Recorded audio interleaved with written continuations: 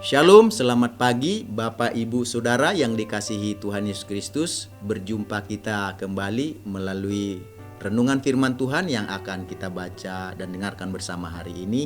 Damai sejahtera dari Allah yang melampaui segala akal, itulah yang senantiasa menyertai hati dan pikiran kita di dalam Yesus Kristus yang adalah Tuhan dan Juru Selamat kita. Mari kita satukan hati untuk berdoa. Tuhan Yesus yang maha baik, hati kami dipenuhi dengan rasa syukur dan terima kasih buat nafas kehidupan dan hari yang baru yang Tuhan Yesus karuniakan kepada kami. Sebelum kami menjalani sepanjang hari ini, kami mau mendengar firman-Mu. Biarlah hati dan pikiran kami dipimpin oleh firman-Mu. Dalam nama Tuhan Yesus kami berdoa, haleluya, amin. Firman Tuhan yang akan kita dengarkan bersama hari ini, saya akan bacakan di dalam ayat Alkitab. Tentunya kita akan sama-sama baca hari ini Lukas pasal yang ke 17 ayat 26 sampai 29. Demikian firman Tuhan. Dan sama seperti terjadi pada zaman Nuh, demikian pula lah halnya kelak pada hari-hari anak manusia.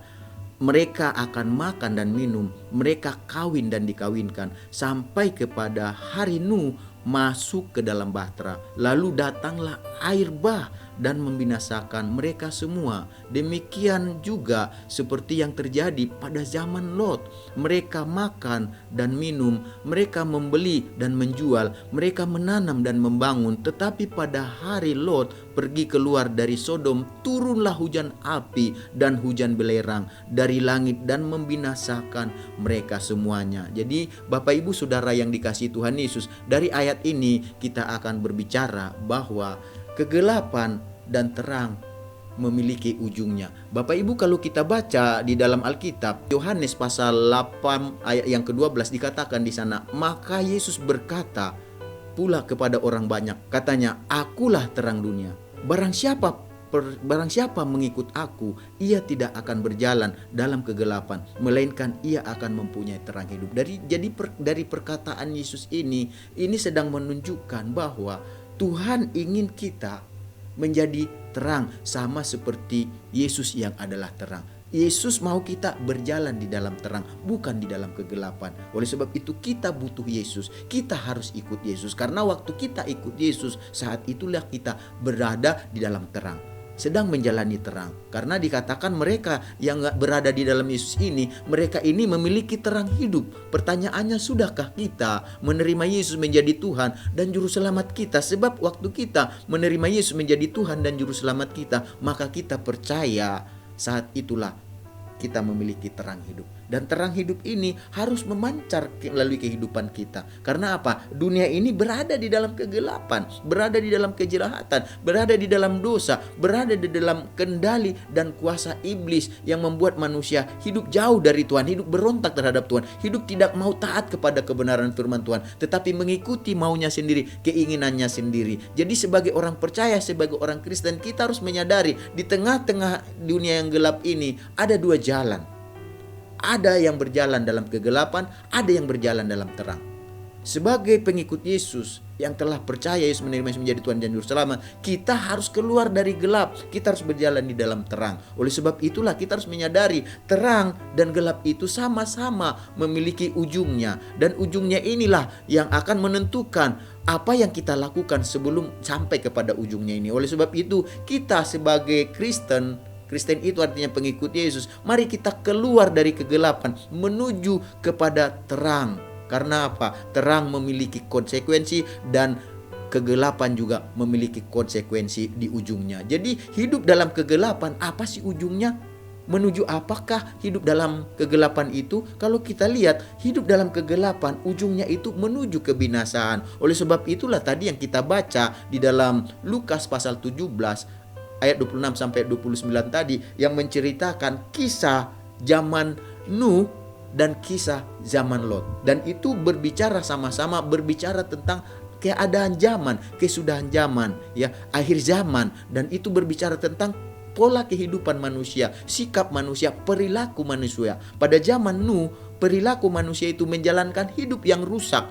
hatinya condong kepada yang jahat, tidak peduli akan Tuhan. Bahkan dikatakan akhir zaman itu tidak tahu berterima kasih, tidak mau tahu tentang Tuhan. Bahkan mereka dikatakan beribadah kepada Tuhan, tetapi mereka memungkiri kekuatannya, memungkiri ibadah tersebut. Jadi artinya hanya lahirianya saja yang beribadah, tetapi kehidupan mereka tidak menunjukkan bahwa mereka seorang yang beribadah. Karena seorang yang beribadah itu harus menjadi terang, tidak sama dengan dunia yang adalah gelap. Karena apa? Dia tahu ketika seseorang hidup di dalam gelap, maka dia sedang berjalan di mana ujungnya ini adalah maut, di mana ujungnya ini adalah kebinasaan. Itulah sebabnya kalau kita baca di dalam Lukas 17 ayat 26 sampai 29, kalau kita baca di sana, seperti zaman Nuh dikatakan masing-masing orang itu akan sibuk dengan aktivitas kegiatannya masing-masing. Mereka makan, minum dan kawin mengawinkan. Bahkan dikatakan mereka itu sampai pada akhirnya zaman Nuh masuk ke dalam bahtera dan segala sesuatu yang diperintahkan Tuhan untuk masuk ke dalam bahtera. Dan ketika semuanya sudah dilakukan oleh Nuh,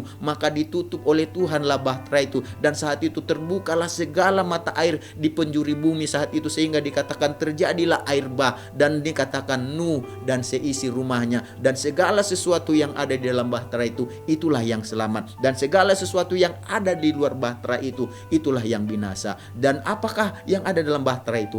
Orang yang ada dalam bahtera itu adalah Nuh, yang melambangkan dia hidup dalam terang di dalam dunia yang gelap.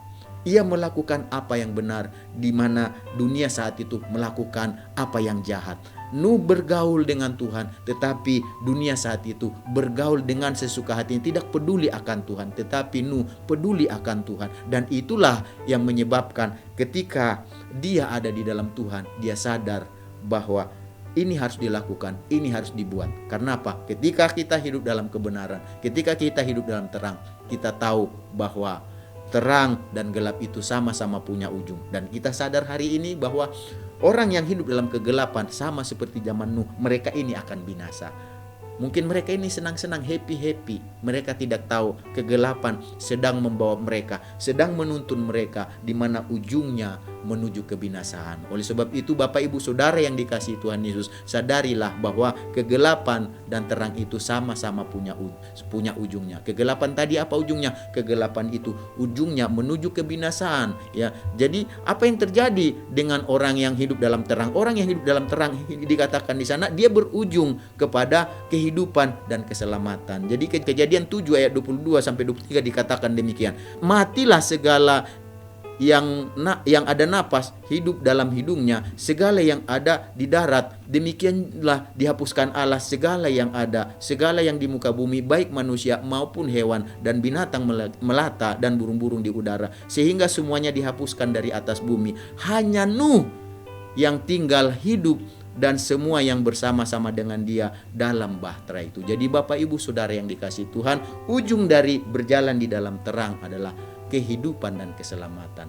Hanya Nuh dan seisi rumahnya dan yang hidup bersama dia di dalam bahtera yang selamat dan memperoleh kehidupan, terhindar dari kebinasaan. Oleh sebab itu Bapak Ibu Saudara yang dikasihi Tuhan Yesus, mari kita dalam hidup ini belajar untuk bertahan dalam hidup, karena kita tahu di dalam Matius pasal 24 ayat 13 dikatakan, tetapi orang yang bertahan sampai kesudahannya akan selamat. Nuh dan seisi rumahnya dan segala sesuatu yang ada di dalam bahtera yang bersama dengan dia akhirnya terhindar dari kebinasaan. Hanya mereka yang memperoleh kehidupan dan keselamatan. Karena apa? Karena mereka berjalan di dalam terang. Oleh sebab itu Bapak Ibu Saudara yang dikasihi Tuhan, tetaplah bertahan di dalam terang. Mungkin sekitar kita berusaha mengambil kita dari terang dan membawa kepada gelap, tetapi kita tidak boleh kalah terhadap kegelapan. Kita harus menang dengan kegelapan dengan cara kita melakukan apa yang diperintahkan Tuhan, apa yang berkenan di hati Tuhan. Dengan begitu maka kita menyelamatkan diri kita dan orang-orang yang bersama dengan kita, karena kita tahu kita adalah pelaku-pelaku firman. Jadi dari firman Tuhan hari ini, mari kita menyadari kegelapan dan terang sama-sama punya ujung. Kegelapan ujungnya binasa, tetapi terang ujungnya kehidupan dan keselamatan. Mari kita sama-sama berdoa. Tuhan Yesus, kami mengucap syukur firman-Mu mengajar kami bahwa kami ada dua pilihan dalam menjalani hidup, antara berjalan dalam gelap atau berjalan dalam terang.